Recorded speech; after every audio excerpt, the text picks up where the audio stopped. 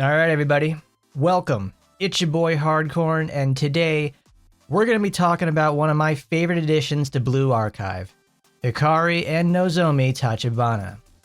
We'll be doing this with today's presentation, Trainbrats and You. Real trains, fake engineers, all fun. So let's get started. So on the track ahead, we've got who or what are Trainbrats, what is Highlander Railroad Academy, how the Brats work as playable units, and the Highlander Special EMD SN SD70 ACE Tier 4. And then we'll wrap up with some conclusions at the end. So who or what are Trainbrats? The said brats in question are Nozomi and Hikari Tachibana, Highlander Railway Academy students, and they are Highlander Railway Academy students and Central Control Center officers. The absolute brat factor that comes from these girls shows how the two sides of the sisters will act. Nozomi is the traditional outgoing forward type brat, and that's her. Hikari takes the passive aggressive and reserved approach, and that's her.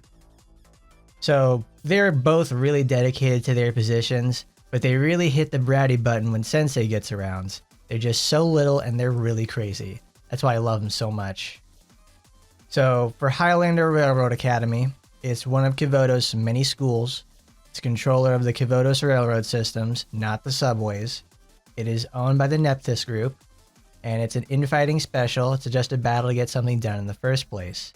And also, Nozomi herself is connected to this in the first place, and I'll explain why. Nozomi's involvement with Highlander comes from Chapter 1, Volume 3. She was initially accepted, but declined said offer. She then enrolls into Abydos, and now the rest is history. What makes Nozomi so important to Highlander is the fact that Nozomi's family in the first place owns the Nephthys Group. And would you look at that? Who owns Highlander? Highlander Railroad Academy is one of the only schools that is owned by like a corporation itself. It's a very realistic situation in the first place, as it's not just like a school that owns itself by the government, it's owned by a school corporation or a subsidiary of something else. So to move on, we'll go over here to Hikari is a playable unit. She is a high uptime buffer with EX and passives. She has the signal system, which favors lots of skill spam. She is Summer Mika and Summer Hanako's best friend because of elastic boosts. And for a little bit of minuses though, she has handgun striker support, so she does low damage and she's not going to be helpful besides buffing in the first place, so she's for hyper carries. And she competes with Kokona as a supporter the higher you go. Like in the Fury of Set, Hikari is very good because she can work with her sister and do great things in there. She competes with Kokona because Kokona herself has team-wide cost reduction, and it has a similar system to the signals, but it takes 5 instead of 3. So then we have, when you have a unique weapon in the first place, so if you're going to UE 50 or 60, it's questionable. Buff duration and strength boost is like Kisaki's, but you still have to field her in the first place. It's very redundant. Redundancy is very nice on DPS people because they need all that stuff in the first place to keep the pressure on. Because her passives are like ready to leave. It's the one that boosts her HP, but it also increases buff duration, which is okay to say the least.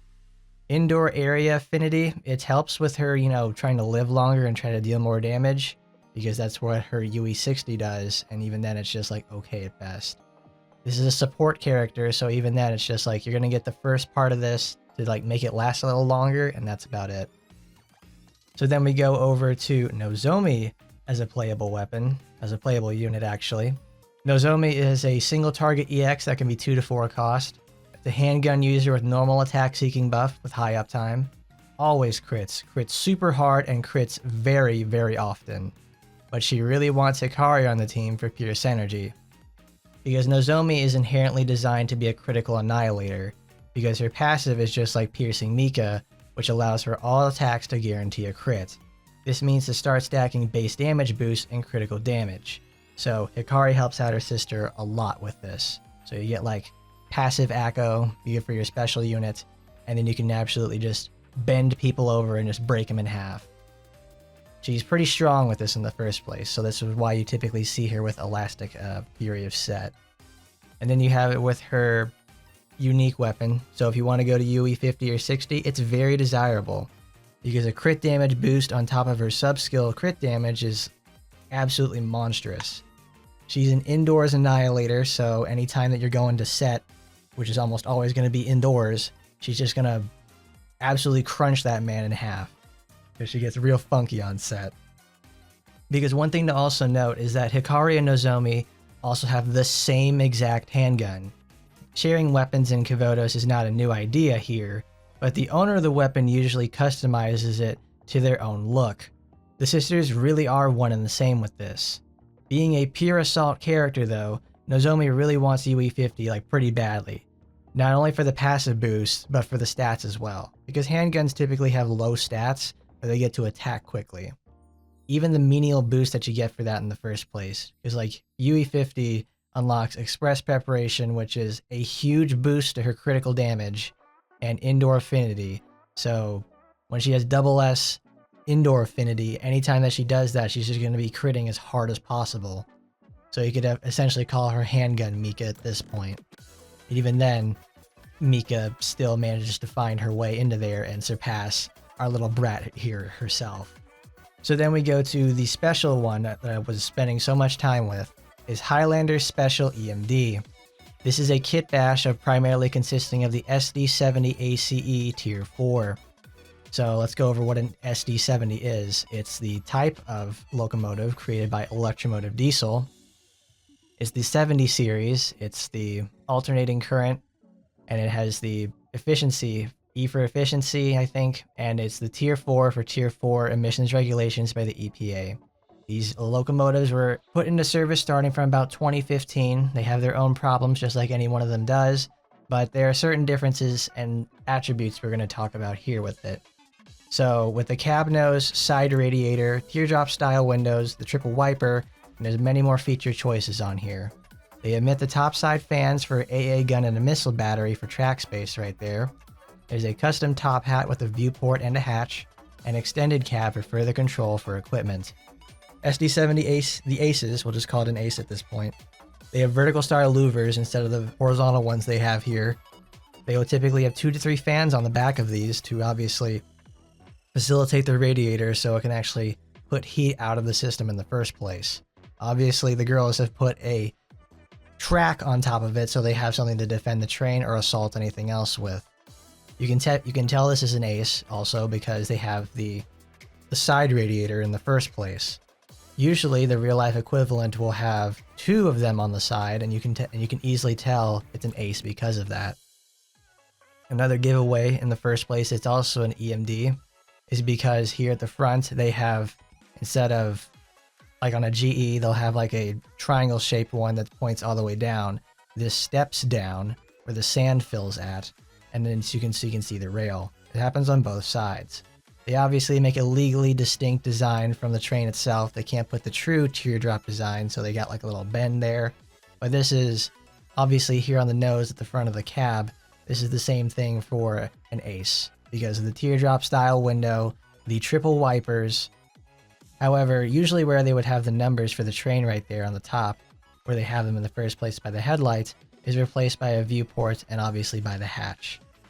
And then we have the real life example of it. So just like I said before, points down, there's where the sand fill is at, and it has a teardrop style window with 3, count them, 3 windshield wipers.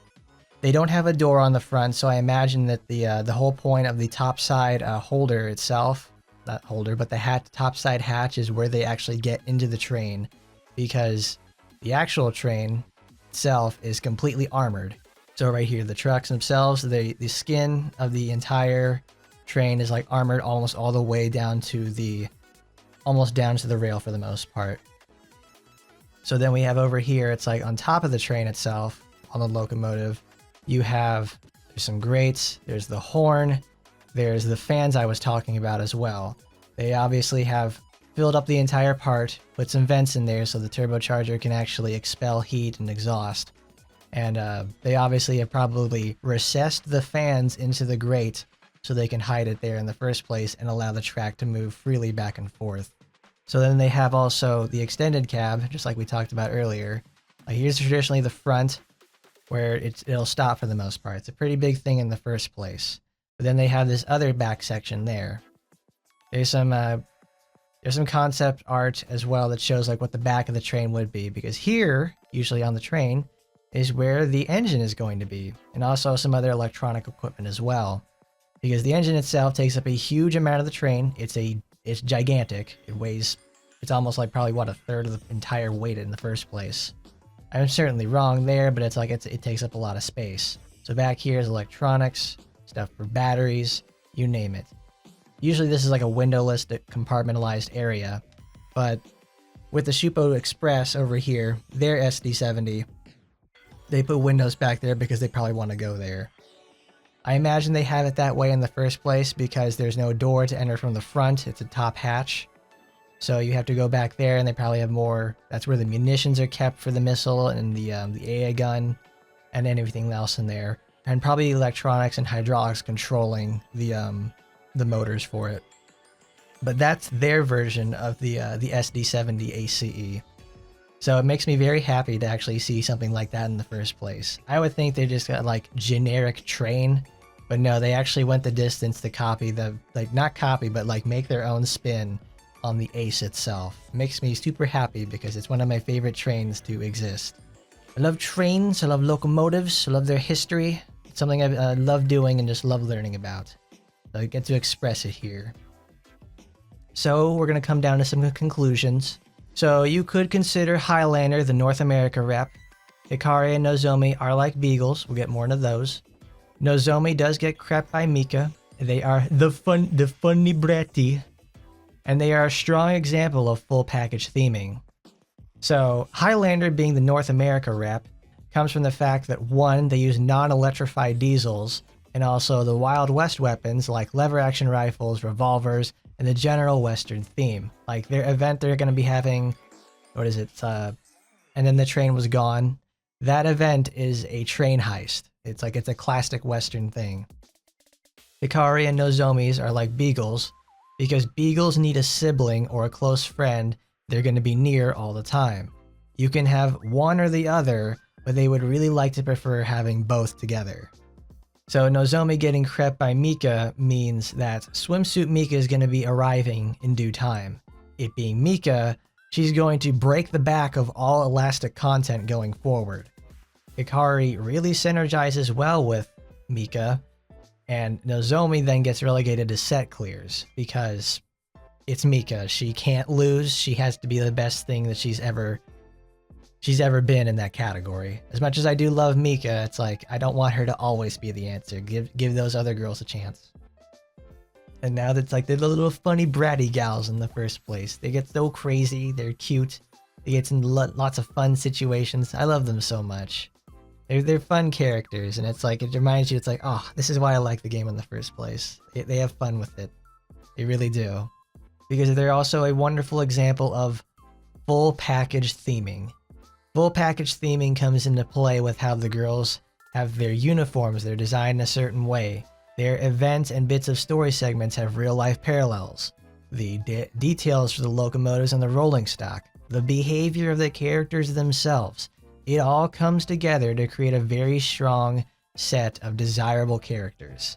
You only have 4 members of Highlander together in the first place, and all of them are just people are nuts about them. They're great. They really went all in to make sure people want these characters, and not only that, they like them in the first place.